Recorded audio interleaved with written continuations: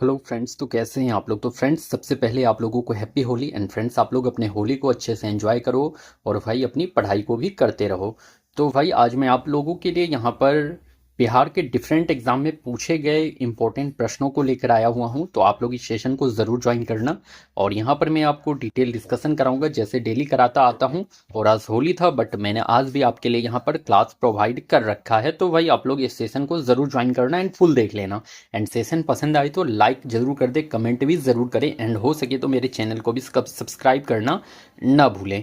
तो भाई हमारा फर्स्ट क्वेश्चन है यहाँ पर पटना युवक संघ। तो हमारा फर्स्ट क्वेश्चन क्या है, पटना युवक संघ की स्थापना किसने की।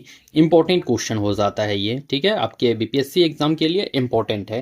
पटना युवक संघ की स्थापना मनिंद्र नारायण राय। तो बिल्कुल करेक्ट यही आंसर है। पटना युवक संघ की स्थापना किसने, मनिंद्र नारायण रॉय ने करी थी भाई। और कब करी थी, तो इन्होंने 1927 में पटना युवक संघ की स्थापना करी थी मनिंदर नारायण रॉय ने। और ये मनिंदर नारायण रॉय जो थे भाई, ये सर्च लाइट समाचार पत्र के क्या थे, उप संपादक थे। क्या थे, तो सर्च लाइट जो समाचार पत्र था, सर्च लाइट समाचार पत्र के क्या थे, तो उप संपादक थे ये आपके मनिंदर नारायण रॉय। याद रख लीजिएगा। मजरूल हक से याद रख लेना भाई, सदाकत आश्रम इन्होंने ही बनाया था। मजरूल हक ने ही सदाकत आश्रम बनाया था। सदाकत आश्रम किसने बनाया, तो मजरूल हक ने बनाया था सदाकत आश्रम। और इनके द्वारा ही भाई मदरलैंड पत्रिका का भी प्रकाशन करा गया था। मदरलैंड पत्रिका, तो मदरलैंड पत्रिका अगर पूछ ले आपसे तो मदरलैंड पत्रिका का किसने प्रकाशन करा है, तो मजरूल हक ने। और सदाकत आश्रम भी किसने बनाया, तो मजरूल हक ने बनाया था। याद रख लेना है आपको। कृष्ण सिंह बिहार के पहले सीएम थे, चीफ मिनिस्टर थे। और ये व्यक्तिगत सत्याग्रह के पहले सत्याग्रही थे। बिहार में जो थे व्यक्तिगत सत्याग्रह के पहले सत्याग्रही थे। व्यक्तिगत सत्याग्रह के पहले सत्याग्रही कौन थे बिहार से, तो श्री कृष्ण सिंह थे। याद आप लोग रख लीजिएगा। इनको ही बिहार केसरी के नाम से भी जाना जाता था। बिहार केसरी के नाम से किसे, तो श्री कृष्ण सिंह को जाना जाता था। तो भाई देखो, मैंने यहाँ पर हर एक ऑप्शन आपके साथ डील कर रखा है, तो आप लोग ऑप्शन को भी जरूर देखना। तो यहाँ पर आपको क्वेश्चन काउंट नहीं करना है भाई, ये देखना है कि आपके साथ मैं कितना ऑप्शन को डील कर रहा हूँ या कितना आपको डिटेल डिस्कशन दे रहा हूँ। तो यहाँ पर हर एक ऑप्शन पे हम लोगों को अपना ध्यान बनाते हुए रखना है। नेक्स्ट, बिहारी छात्र सम्मेलन का गठन कब हुआ। तो बिहारी छात्र सम्मेलन का गठन जो हुआ था, ये इंपॉर्टेंट है आपके लिए। और ये बिहारी छात्र सम्मेलन का गठन 1910 में नहीं भाई, 1906 में हुआ था बिहारी छात्र सम्मेलन का गठन। और कहाँ पर गठन हुआ था, तो पटना में गठन हुआ था भाई, पटना में। और किसके द्वारा ये गठन करा गया है, तो राजेंद्र प्रसाद के द्वारा करा गया है। डॉक्टर राजेंद्र प्रसाद के द्वारा जो है बिहारी छात्र सम्मेलन का गठन किया गया है, पटना में किया गया है और 1906 में किया गया है। आपसे पूछ लेगा बिहारी छात्र सम्मेलन का जो पहला अधिवेशन कहां पर हुआ था, ये पूछ सकते हैं ना आपसे कि पहला अधिवेशन, फर्स्ट कन्वेंशन कहां पर हुआ था भाई। तो पहला अधिवेशन कहां पर हुआ था, ये आप लोग बता दो। अगर आप लोगों को पता है तो प्लीज कमेंट करना कि पहला अधिवेशन कहां पर हुआ था। तो पहला अधिवेशन जो हुआ था ये हुआ था पटना में। तो बिहारी छात्र सम्मेलन का पहला अधिवेशन कहां, तो पटना में हुआ था। ध्यान रख लेना है आप लोग। और अगर पूछ ले भाई बिहारी छात्र सम्मेलन का 16वां अधिवेशन, ये पूछा जाता है कि बिहारी छात्र सम्मेलन का 16वां अधिवेशन कहाँ हुआ था, तो हजारीबाग में। 16वां अधिवेशन इंपॉर्टेंट है, ठीक है, तो इसलिए 16वां अधिवेशन को याद रख लेना। तो हजारीबाग में हुआ था 16वां अधिवेशन। और इसकी अध्यक्षता जो करी थी वो सरला देवी ने करी थी। तो इसमें अध्यक्ष कौन थे, तो सरला देवी। याद रख लेना आप लोग। हजारीबाग कन्वेंशन का इन्होंने अध्यक्षता करा था, सरला देवी ने। ओके फ्रेंड्स, पटना महिला विश्वविद्यालय की स्थापना कब हुई। तो पटना महिला विश्वविद्यालय, one of the most important topic, okay, one of the most important question for your BPSC exam. तो भाई पटना महिला विश्वविद्यालय की स्थापना 1863 में, तो भाई पटना कॉलेज की स्थापना हो रखी थी। पटना कॉलेज की स्थापना 1863 में हुई थी ना। 1940 में जो है पटना महिला विश्वविद्यालय की स्थापना हुई थी भाई। पटना महिला विश्वविद्यालय की स्थापना 1940 में हुई है। और ये देखो, इसका जो स्थापना किया था वो किसने किया था, तो सिस्टर ऑफ एप्लोस्टिक कार्मेल ने करा था। सिस्टर ऑफ एप्लोस्टिक कार्मेल ने करा था। किसने, तो सिस्टर ऑफ एप्लोस्टिक कार्मेल ने जो है पटना महिला विश्वविद्यालय का स्थापना करा था। और ये क्वेश्चन पूछा गया था कि किसने करा था, तो सिस्टर ऑफ एप्लोस्टिक कार्मेल ने करा था। ये क्वेश्चन पूछा गया था आपके बीपीएससी के एग्जाम में। तो सिस्टर ऑफ एप्लोस्टिक कार्मेल ने जो है पटना महिला विश्वविद्यालय का स्थापना करा था। अब इसमें पूछ लेगा आपसे कि कौन कौन से इसमें वो मेंबर थे जिन्होंने पटना विश्वविद्यालय का स्थापना करा था। तो भाई याद रख लेना आप लोग, बिशप सीजे सुल्विन, क्या याद रख लेना है, बिशप बीजे विजय शुल्विन। तो बिशप विजय शुल्विन एक याद रख लेना, और इनके साथ में याद रख लेना mother Josephine AC, mother Josephine AC. इन दोनों ने मिलकर पटना महिला विश्वविद्यालय का स्थापना करा था। और ये भी इंपॉर्टेंट हो जाता है भाई, इसको भी याद जरूर रख लेना, क्योंकि हो सकता है कि डेट पूछा जाता था, इस बार जो है नेम पूछ ले कि किसने करा है पटना महिला विश्वविद्यालय का स्थापना। तो बिशप बीजे शुल्विन और मदर जोसेफिन एसी ने जो है पटना महिला विश्वविद्यालय का स्थापना करा है, ध्यान रख लेना। बिहार में स्वराज दल की स्थापना किसने की, तो बिहार में स्वराज दल सच्चिदानंद सिन्हा नहीं भाई, श्री कृष्ण सिंह ने है। बिहार में है स्वराज दल की स्थापना करी है श्री कृष्ण सिंह ने। अगर स्वराज दल, बिहार में स्वराज दल की बात करी जाए तो स्थापना श्री कृष्ण सिंह ने करी है। और बिहार स्वराज दल का अध्यक्ष कौन था, बताओ तो आप लोग। अध्यक्ष जो थे वो नारायण प्रसाद थे, सभी नोट डाउन कॉपी में जरूर करना। तो अध्यक्ष कौन थे बिहार स्वराज दल का, तो नारायण प्रसाद अध्यक्ष थे। अगर सचिव पूछ ले तो अब्दुल बारी याद रख लीजिएगा। सचिव कौन थे, तो अब्दुल बारी, अब्दुल वरी याद रख लेना भाई, सचिव थे इसके बिहार में स्वराज दल के। अब देखो मैं यहाँ पर स्वराज दल आपको यहाँ पर बता देता हूँ। देखो एक्चुअली जो स्वराज दल का गठन हुआ था भाई, इसका डिसीजन कहाँ पर हुआ था, तो स्वराज दल का डिसीजन हुआ था 1922 के गया अधिवेशन में। देखो 1900 गया अधिवेशन में हुआ क्या था, 1922 के गया अधिवेशन में ये बात हुआ था कि मोंटेग्यू चेम्सफोर्ड के तहत जो है विधान परिषद में उन्होंने चुनाव लेने का सोचा, बट जो है वहां पर कांग्रेसियों ने कहा कि नहीं, चुनाव में भाग नहीं लेना है। इसीलिए मोतीलाल नेहरू और जयप्रकाश नारायण ने जो है कांग्रेस से अलग हो गए और वो लोग स्वराज दल का गठन कर दिए थे। कहां पर, तो भाई इलाहाबाद में उन्होंने गठन करा था। तो देखो स्वराज दल का गठन कब हुआ था, तो 1 जनवरी 1923 को इलाहाबाद में हुआ था। कहां पर, तो इलाहाबाद में जो है स्वराज दल का गठन हुआ था 1 जनवरी 1923 में। किसके द्वारा, तो मोतीलाल नेहरू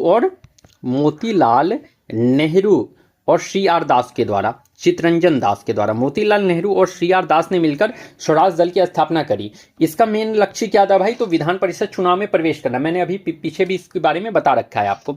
तो देखो इस वजह से इन्होंने 1 जनवरी 1923 को जो है स्वराज दल की स्थापना कर दी इलाहाबाद में। और इसी पॉइंट से एक पॉइंट ये भी याद रख लेना है कि बिहार में स्वराज दल की स्थापना जो है श्री कृष्ण सिंह ने करी है। अध्यक्ष इसके नारायण प्रसाद थे और सचिव जो थे बिहार में स्वराज दल के वो अब्दुल बारी थे। इतने पॉइंट्स को आप लोग जरूर ध्यान रख लीजिएगा। तरल अवस्था वाली अधातु, तो भाई तरल अवस्था वाली अधातु ऐसा क्वेश्चन इंपॉर्टेंट हो जाता है आपके एग्जाम में।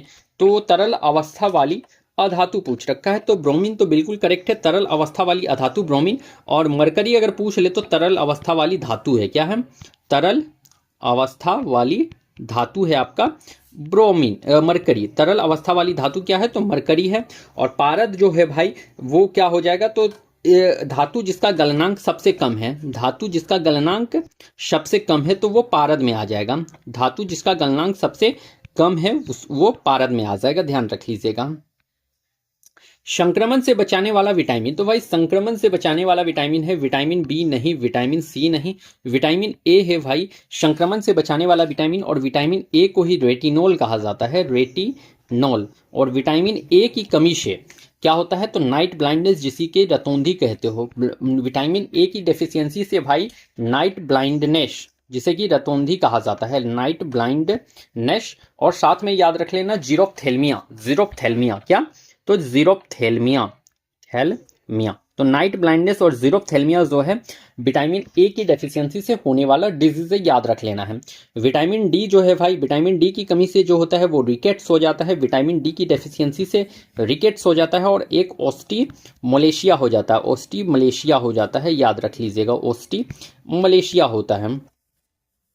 विटामिन सी की कमी से भाई तो स्कर्वी हो जाता है, विटामिन सी की कमी से, ठीक है। तो स्कर्वी, विटामिन सी स्कर्वी हो जाता है विटामिन सी की कमी से, ध्यान में आपको ये भी रख लेना है। ओके फ्रेंड्स,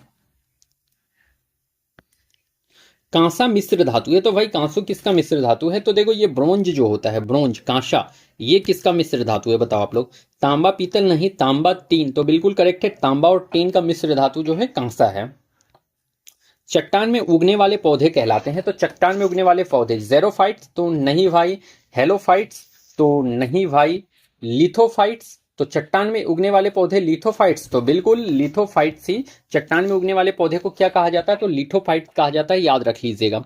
जेरोफाइट्स अगर पूछ ले तो जेरोफाइट्स जो होता है भाई ये रेगिस्तानी इलाका में होता है। कहाँ पे, तो रेगिस्तानी इलाका में होने वाला पौधा को क्या कहा जाता है, डेजर्ट एरिया में होने वाले पौधे को तो जेरोफाइट्स कहा जाता है। अगर हेलोफाइट्स पूछ ले तो भाई ये नमकीन मिट्टी में होता है। कहाँ पर, तो नमकीन जगह पर जो होता है आपका हेलोफाइट्स होता है।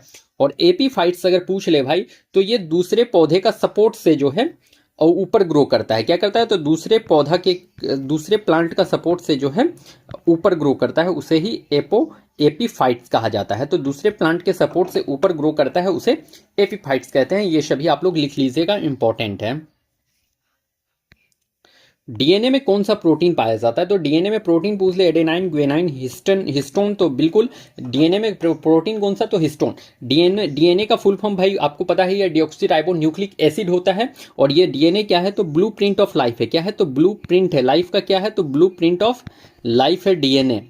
जीवन का क्या है भाई, तो ये ब्लूप्रिंट है, ब्लूप्रिंट ऑफ लाइफ है डीएनए। अगर इसमें शुगर पूछ ले कि डीएनए में कौन सा शुगर पाया जाता है, शर्करा कौन सा पाया जाता है, तो शुगर पाया जाता है डीऑक्सी राइबोस। कौन सा, तो डीऑक्सी राइबोस शुगर पाया जाता है डीएनए में। डीएनए है तो सिंपल से याद रख लीजिएगा, डीएनए है डीऑक्सी राइबो न्यूक्लिक एसिड है ना, तो डीएनए में सिंपल से याद रख लीजिएगा कि डीऑक्सी राइबोस शुगर पाया जाता है। अगर प्रोटीन पूछ ले तो हिस्टोन प्रोटीन याद रख लेना है। अगर इसमें नाइट्रोजीनियस बेस पूछ ले, नाइट्रोजीनियस बेस, तो भाई नाइट्रोजीनियस बेस डीएनए में 4 टाइप के होते हैं। नाइट्रोजीनियस बेस कितने, तो 4 होते हैं डीएनए में। कौन कौन, तो एडेनाइन याद रख लीजिएगा, ग्वेनाइन याद रख लीजिएगा, एडेनाइन, ग्वेनाइन, थाइमाइन याद रख लीजिएगा, थाइमिन याद रख लीजिएगा भाई, adenine, guanine, thymine, and cytosine याद रख लीजिएगा, साइटोसाइन याद रख लीजिएगा। ये सभी 4 जो है नाइट्रोजन बेस है डीएनए के। अगर यहाँ पर मैं आपको डिस्कस कर देता हूँ, अब आरएनए भी डिस्कस कर लेता हूँ यहाँ पर। अगर आरएनए की बात करी जाए, आरएनए राइबोन्यूक्लिक एसिड भाई, तो भाई आरएनए की बात मैं यहाँ पर आपसे कर लेता हूँ। अब अगर आरएनए पूछ ले कि इसमें शुगर कौन सा है, तो शुगर आरएनए में हो जाता है राइबोज। देखो शुगर आरएनए है तो राइबोज शुगर होगा। कौन सा शुगर होगा, आरएनए है तो राइबोज शुगर याद रख लीजिएगा। इसमें प्रोटीन अगर पूछ ले तो प्रोटीन इसमें भी हिस्टोन प्रोटीन है, ठीक है। प्रोटीन अगर इसमें आरएनए में भी पूछ ले तो हिस्टोन प्रोटीन आपके आरएनए में भी है। और इसमें अगर नाइट्रोजीनियस बेस पूछ ले, नाइट्रोजीनियस बेस, तो देखो इसमें भी 4 टाइप के नाइट्रोजीनियस बेस हैं। 4 नाइट्रोजीनियस बेस है। कौन कौन, तो देखो पहला याद रख लेना एडेनाइन, दूसरा याद रख लेना ग्वेनाइन, तीसरा याद रख लीजिए थाइमीन, और फोर्थ याद रख लीजिएगा यूरेशिल। तो बस एक चेंज हुआ है यहाँ पर जो साइटोसाइन था भाई डीएनए में, आरएनए में साइटोसाइन ना होकर के क्या है वहां पर यूरेसिल है। तो एडेनाइन, ग्वेनाइन और थाइमाइन आरएनए डीएनए दोनों में है, बट एक चेंज होता है दोनों में। क्या, तो डीएनए में साइटोसाइन पाया जाता है और आरएनए में यूरेसिल पाया जाता है, ठीक है। तो 3 सेम है, एक अलग है, इसको ध्यान में रख लीजिएगा आप लोग डीएनए आरएनए में। ओके,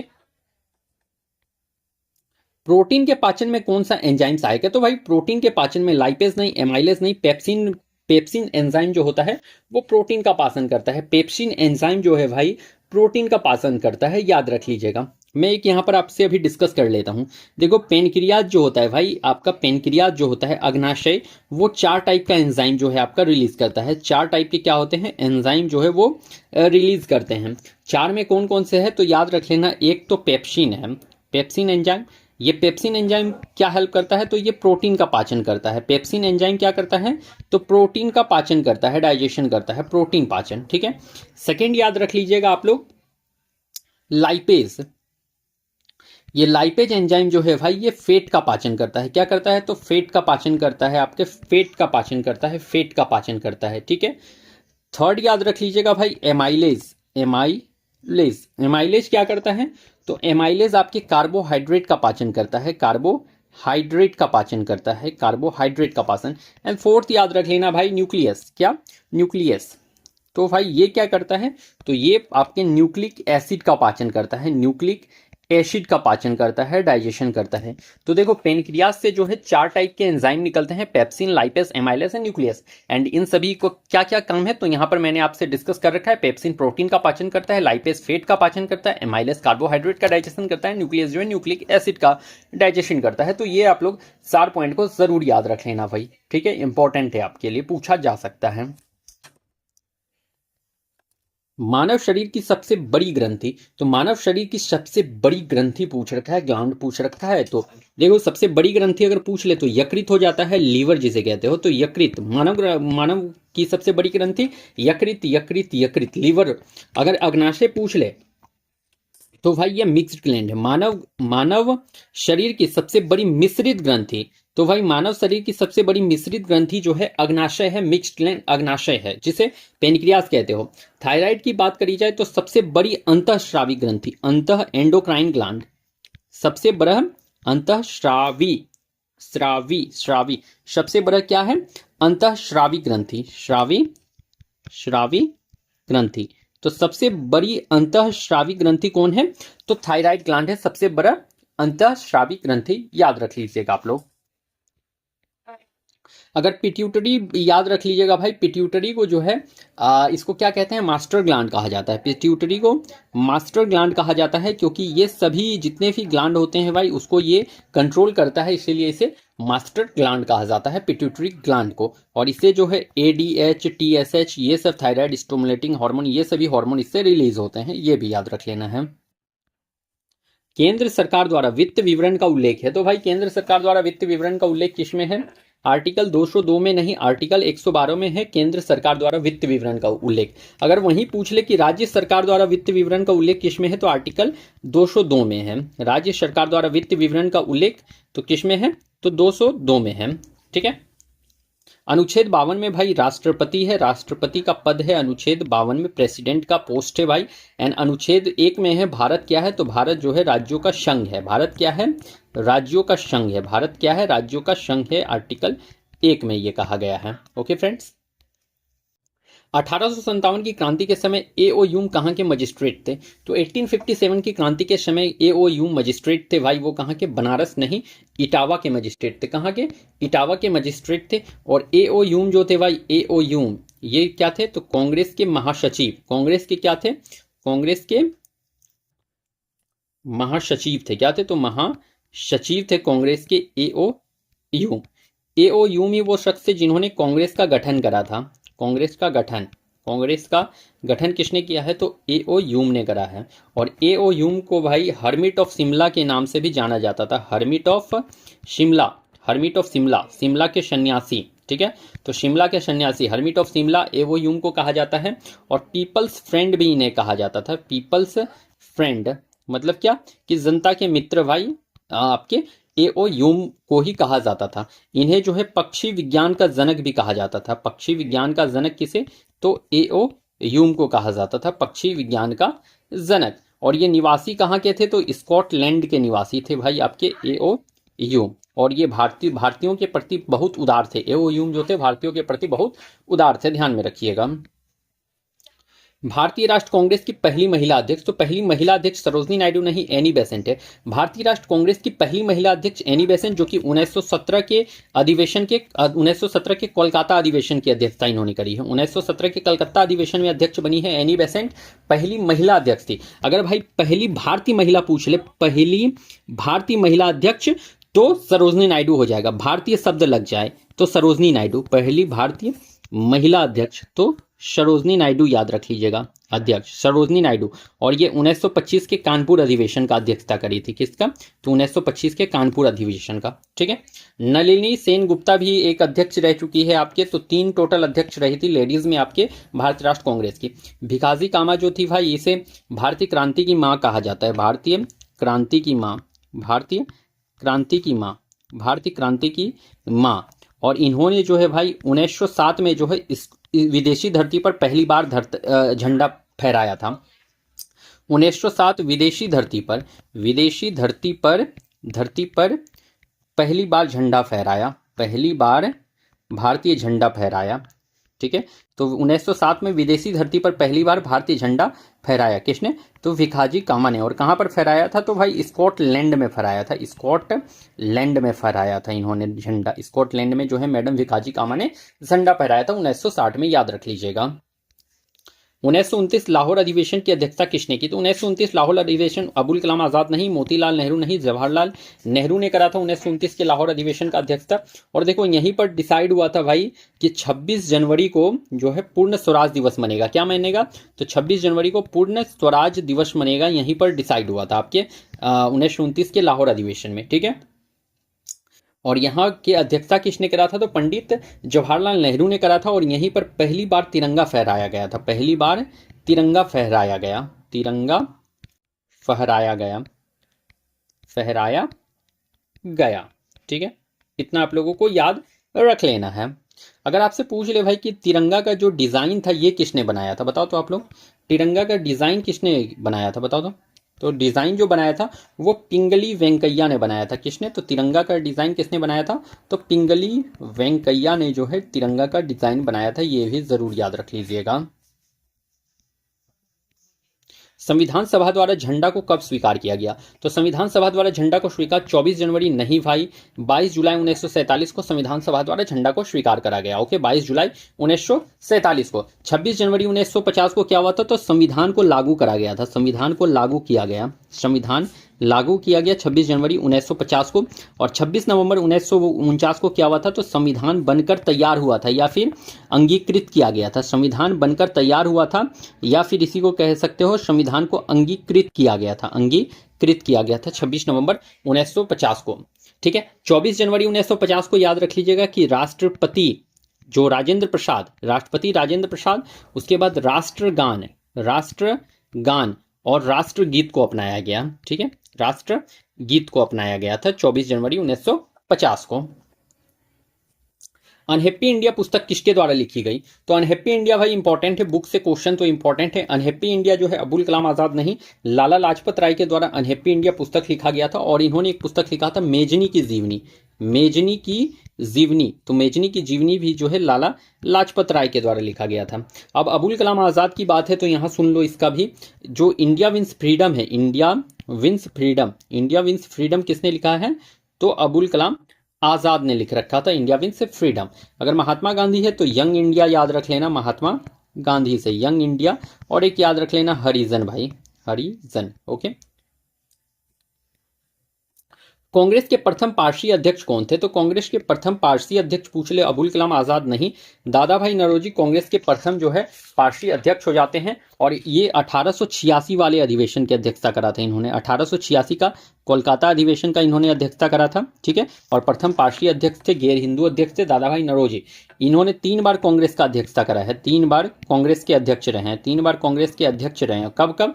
तो 1886 के कलकत्ता अधिवेशन में, 1886 के कलकत्ता में, उसके बाद 1893 के लाहौर अधिवेशन में, उसके बाद फिर 1906 के कलकत्ता में। तो कलकत्ता, लाहौर और कलकत्ता, कलकत्ता, लाहौर और कलकत्ता, ऐसे याद रख लीजिएगा, ठीक है। उसके बाद याद रख लेना इन्हें जो है grand old man of India कहा जाता था, grand old man of India, grand old man of India दादा भाई नौरोजी को कहा जाता था। मिस्टर नेरो मेजोरिटी भी इनको कहा जाता था, mister narrow majority, mister narrow majority भी किसको कहा जाता था भाई? तो मिस्टर नेरो मेजोरिटी भी जो है आपके दादा भाई नौरोजी को कहा जाता था, मिस्टर नेरो मेजोरिटी, इसको याद रख लीजिएगा। इनका एक बुक था अनब्रिटिश रूल इन इंडिया,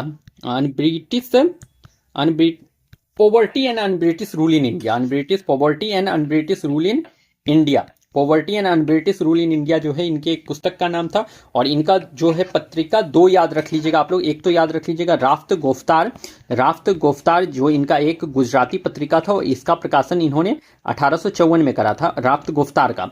और एक पत्रिका इनका याद रख लीजिएगा voice of India, voice of India, voice of India, दादा भाई नौरोजी का पत्रिका। इन्होंने क्या दिया था? तो धन के निष्कासन का सिद्धांत दिया था, धन निष्कासन का धन निष्कासन का क्या दिया था, तो सिद्धांत दिया था इन्होंने। धन के निष्कासन का सिद्धांत किसने दिया था, तो दादा भाई नरोजी ने। इन्होंने जो है प्रति व्यक्ति आय का भी सिद्धांत दिया था, प्रति व्यक्ति आय का भी सिद्धांत इन्होंने दिया था, प्रति व्यक्ति आय का भी सिद्धांत इन्होंने दिया था। और इन्होंने प्रति व्यक्ति आय कितना बताया था, तो 20 रुपीज इन्होंने प्रति व्यक्ति आय बताया था। आपके दादा भाई नरोजी ने 20 रुपए प्रति व्यक्ति आय इन्होंने बताया था। ठीक है, इनकी निजी सचिव जो रही थी वो कौन रही थी, तो भिखाजी कामा जो है निजी सचिव रही थी दादा भाई नरोजी की। इसको भी ध्यान में जरूर रख लेना है आप लोगों को। बिहार से व्यक्तिगत सत्याग्रह में पहले सत्याग्रही कौन थे, तो भाई बिहार से व्यक्तिगत सत्याग्रह में, तो व्यक्तिगत सत्याग्रह में पहले सत्याग्रही बिहार से कर्पूरी ठाकुर नहीं, कृष्ण सिंह थे भाई बिहार से पहले व्यक्तिगत सत्याग्रही। और ये जो थे बिहार के पहले सीएम थे, चीफ मिनिस्टर थे, और इन्हें बिहार केसरी के नाम से भी जाना जाता था, ये याद रख लीजिएगा। अगर कर्पूरी ठाकुर की बात करी जाए तो इन्हें जन नायक के नाम से जाना जाता था, जन नायक के नाम से कर्पूरी ठाकुर को। और इन्हें 2024 में 49वां भारत रत्न मिला था, 2024 में 49वां भारत रत्न कर्पूरी ठाकुर को मिला था। ठीक है, अगर भिखाजी कामा की बात करी जाए तो पीछे मैंने इससे डिस्कस कर रखा है कि विदेशी धरती जर्मनी के स्टुटगार्ट में इन्होंने 1907 में क्या किया था, तो भारतीय झंडा फहराया था पहली बार। ठीक है, इसको ध्यान में रख लीजिएगा इन 3 बातों को आप लोग। अगर भाई व्यक्तिगत सत्याग्रही की बात करी जाए तो ये 1940 में व्यक्तिगत सत्याग्रह स्टार्ट कब हुआ था, तो 1940 में स्टार्ट हुआ था। कहां से, तो महाराष्ट्र के पवनार से स्टार्ट हुआ था, महाराष्ट्र पवनार से स्टार्ट हुआ था व्यक्तिगत सत्याग्रह, ये भी जरूर ध्यान रखना। बिहार का आधुनिक अजात शत्रु किसे कहते हैं, तो बिहार का आधुनिक अजात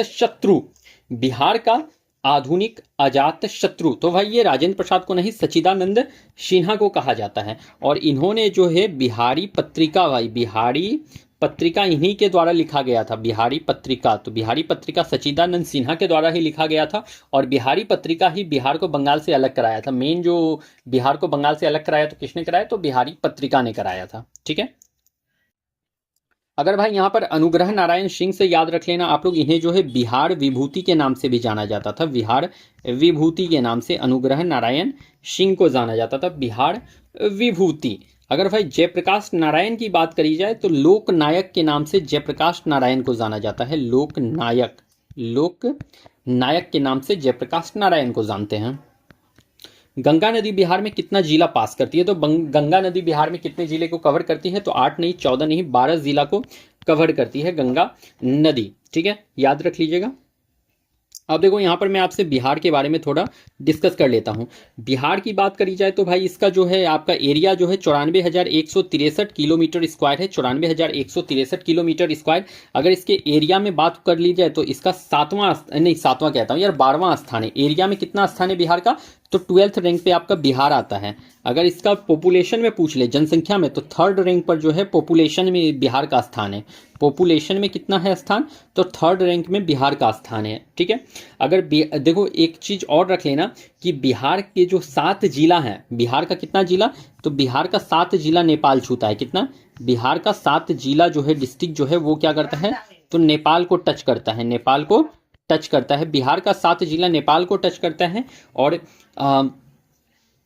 और यूपी और झारखंड को बिहार का कितना जिला, तो 8 जिला छूता है। यूपी और झारखंड को बिहार का कितना जिला छूता है, तो 8 जिला छूता है। बिहार और यूपी और झारखंड को बिहार का 8 जिला टच करता है। ठीक है, और अगर आप ये भी याद रख लीजिएगा कि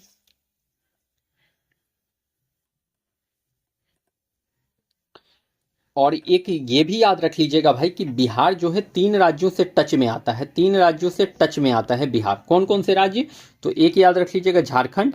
बिहार जो है 3 राज्यों को टच करता है, एक याद रख लीजिएगा झारखंड, दूसरा याद रख लीजिएगा बंगाल, और तीसरा याद रख लीजिएगा यूपी। तो बिहार, झारखंड, बंगाल और यूपी जो है बिहार के साथ टच होने वाले 3 राज्य हैं।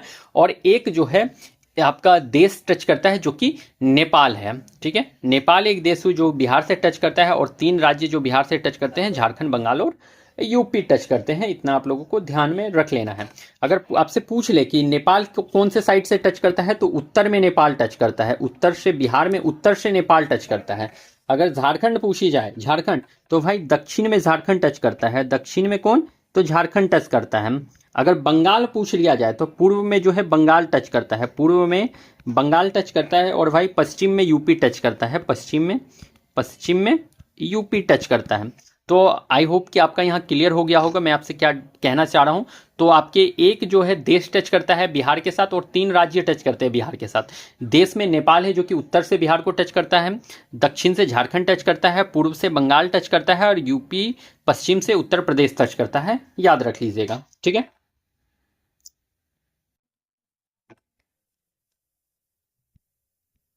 लरो और उरो हार्मोन किसे कहते हैं? तो लरो उरो हार्मोन थायराइड को, एड्रीनिल को, हाँ तो बिल्कुल एड्रीनिल जो होता है भाई उसे ही लरो उरो हार्मोन कहा जाता है, या फिर इसे ही F3 या F4 हार्मोन भी कहा जाता है। F3 F4 हार्मोन भी इसे कहा जाता है, लरो हुरो हार्मोन कहा जाता है।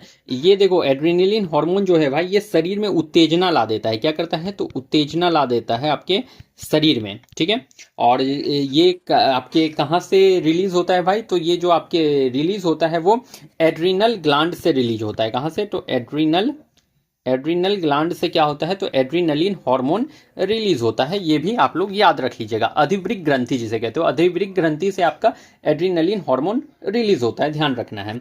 अगर थायराइड की बात करी जाए भाई तो थायराइड जो है आपका सबसे बड़ा क्या है? तो अंतःस्रावी ग्रंथि है। सबसे बड़ा क्या है? तो सबसे बड़ा एंडोक्राइन ग्लैंड है। एंडोक्राइन ग्लैंड आपका सबसे बड़ा अंतःस्रावी ग्रंथि थायराइड है। और पिट्यूटरी को जो है मिक्स्ड ग्लैंड कहा जाता है। क्या कहा जाता है? मिक्स्ड ग्लैंड कहता हूं, मास्टर ग्लैंड कहा जाता है। मास्टर ग्लैंड कहा जाता है आपके पिट्यूटरी ग्लैंड को, मास्टर ग्लैंड कहा जाता है, ध्यान में रख लीजिएगा। और हाइपोथैलेमस जो है आपके टेम्परेचर को मेंटेन करता है। क्या करता है? तो टेम्परेचर को मेंटेन करता है, ध्यान रख लीजिएगा। आज़ादी के बाद भारत में पहली बार राज्य का पुनर्गठन कब हुआ? तो आज़ादी के बाद पहली बार राज्य का पुनर्गठन 1856 नहीं 1956 में हुआ था। और इसके तहत जो है भाई 14 राज्य बने थे, 14 राज्य बने थे, और 6 जो आपके यूटी बने थे, यूनियन टेरिटरी, केंद्र शासित प्रदेश बने थे। ओके। जैन धर्म के 24वें तीर्थकर कौन थे? तो ऋषभ देव नहीं, महावीर जो थे जैन धर्म के 24वें तीर्थकर थे। देखो जैन धर्म में टोटल कितना तीर्थकर था? तो जैन धर्म में टोटल तीर्थकर 24 था। जैन धर्म में टोटल तीर्थकर 24 था। 24वें तीर्थकर आपके महावीर थे। अगर फर्स्ट तीर्थकर पूछ ले तो फर्स्ट आपके ऋषभ देव थे। ऋषभ देव फर्स्ट तीर्थकर आपके ऋषभ देव थे। जैन धर्म के पहले तीर्थकर ऋषभ देव। अगर 23वें पूछ लिया जाता है, 23वां तीर्थकर कौन था? तो पार्श्वनाथ याद रख लीजिएगा। पार्श्वनाथ याद रख लीजिएगा, 23वें तीर्थकर थे, ठीक है। अब देखो यहाँ पर 24वें तीर्थकर कौन थे? तो महावीर थे। तो महावीर से मैं थोड़ा यहाँ पर आपसे डिस्कस कर लेता हूँ। महावीर, अगर महावीर की बात करी जाए भाई तो ये जैन धर्म के वास्तविक संस्थापक थे। क्या थे? तो जैन धर्म के वास्तविक संस्थापक आपके महावीर थे। जैन धर्म के वास्तविक संस्थापक आपसे पूछ लेगा कि जैन धर्म का वास्तविक संस्थापक कौन था? तो महावीर थे, आपको याद रख लेना है। इनका जन्म कब हुआ था? तो जन्म 540 ईस्वी पूर्व में हुआ था। कब? तो 540 ईस्वी पूर्व में इनका जन्म हुआ था। कहां पर? तो कुंडल ग्राम में हुआ था। कुंडल ग्राम वैशाली में, कुंडल ग्राम वैशाली में इनका जन्म हुआ था। अगर मृत्यु पूछ लिया जाए भाई तो इनका पावापुरी में मृत्यु हुआ है। पावापुरी में क्या हुआ? तो इनका डेथ हो गया था, मृत्यु हो गया था पावापुरी में आपके महावीर का। अगर इनको ज्ञान की प्राप्ति पूछ ले कि आपके महावीर को ज्ञान की प्राप्ति कहाँ हुई थी, तो जंबिका ग्राम में जो है ज्ञान की प्राप्ति हुई थी। जंबिका ग्राम में रिजुपालिका नदी के किनारे, जंबिका ग्राम में रिजुपालिका नदी के किनारे इन्हें ज्ञान की प्राप्ति हुई थी। अगर इनके पिता का नाम पूछ ले तो पिता इनके कौन थे? तो सिद्धार्थ याद रख लीजिएगा, सिद्धार्थ। अगर माता पूछ ले तो माँ इनकी कौन थी? तो त्रिशला माँ थी इनकी, त्रिशला माँ थी। और अगर पत्नी पूछ ले, पत्नी, तो पत्नी इनकी कौन थी? तो यशोदा याद रख लीजिएगा, यशोदा इनकी पत्नी थी। Okay friends, next. अहमदाबाद सूती वस्त्र श्रमिक संगठन के संस्थापक। तो अहमदाबाद सूती वस्त्र श्रमिक संगठन के संस्थापक कौन थे? तो भगत सिंह नहीं, गांधी जी थे भाई, गांधी जी। भगत सिंह से नौजवान सभा याद रख लीजिएगा, नौजवान सभा के ये संस्थापक थे। नौजवान सभा के संस्थापक कौन? तो भगत सिंह। और डेट शायद 1929, जहां तक मैं करेक्ट हूं 1929 में ही शायद नौजवान सभा का गठन किया गया था। आप लोग ये बात चेक कर लेना, ठीक है। गांधी जी जो थे अहमदाबाद सूती वस्त्र श्रमिक संगठन के संस्थापक थे, ठीक है। गांधी जी देखो फाइनली जो 9 जनवरी 1915 को फाइनली जो है इंडिया आ गए थे। इसीलिए 9 जनवरी को प्रवासी दिवस के रूप में मनाया जाता है, प्रवासी दिवस के रूप में मनाया जाता है, क्योंकि महात्मा गांधी 9 जनवरी 1915 को फाइनली तरह से जो है इंडिया आ गए थे। और ये गांधी जी ही जो है अप्रैल 1917 में अप्रैल 1917 में चंपारण आंदोलन में भाग लिए थे, चंपारण आंदोलन में भाग लिए थे। और 10 अप्रैल 1917 को ये कहाँ गए थे, तो पटना गए थे, ठीक है। और चंपारण आंदोलन में इन्होंने भाग लिया था 1917 में। ओके फ्रेंड्स, दूध को कौन सा एंजाइम पचाता है, तो दूध को पचाता है कौन सा एंजाइम, तो लाइपेज नहीं, रेनिन एंजाइम जो है दूध को पचाने वाला एंजाइम है। रेनिन एंजाइम जो है दूध को पचाने वाला एंजाइम है। लाइपेज से याद रख लीजिएगा, ये क्या करता है, तो फैट को पचाने वाला एंजाइम है। फैट पचाने वाला एंजाइम कौन सा है, तो आपका क्या है, आपका लाइपेज एंजाइम है। अगर टाइलिन जो है भाई, तो लार में ये पाया जाता है। आपका सलाइवा में क्या होता है, तो टाइलिन पाया जाता है सलाइवा में, ध्यान रख लीजिएगा। तो फ्रेंड्स, हमारा आज का सेशन यहाँ पर कंप्लीट होता था। मैंने यहाँ पर आपके साथ डिटेल डिस्कशन कर रखा है, तो आप लोग कंप्लीट देख लेना, आपके लिए बहुत ही बेनिफिशियल सेशन है ये। तो चलो फिर मैं मिलता हूँ कल किसी नेक्स्ट सेशन में, तब तक के लिए आप लोगों को thank you and best of luck.